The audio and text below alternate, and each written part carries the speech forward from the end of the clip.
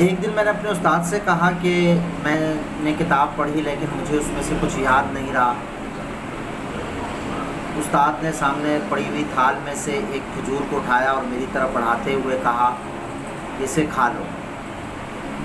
میں نے وہ کھجور کھائی۔ اچھی طرح چبانے کے بعد جب میں کچھ دیر بعد استاد نے مجھ سے سوال کیا کہ جو تم نے کھجور کھائی ہے کیا اس کھجور کے کھانے سے تم بڑے ہو گئے ہو؟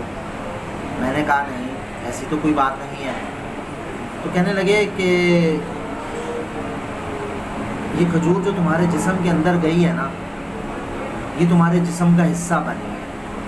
اس میں سے کچھ نے گوشت بنایا، کچھ نے خون بنایا، کچھ تمہاری کھال بنی، کچھ ناخن اور کچھ بال بنی۔ یہ بات مجھے سمجھ میں آئی کہ جو بھی کتاب میں پڑھتا ہوں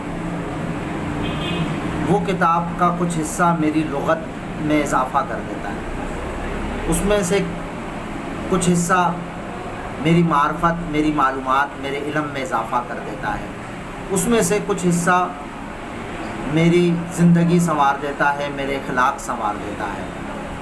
لہٰذا کتاب سے جڑے رہیے، کتاب سے محبت کیجیے، کتاب پڑھیے، کتاب سے دوستی کیجیے۔ کتاب سے بہتر کوئی دوست نہیں۔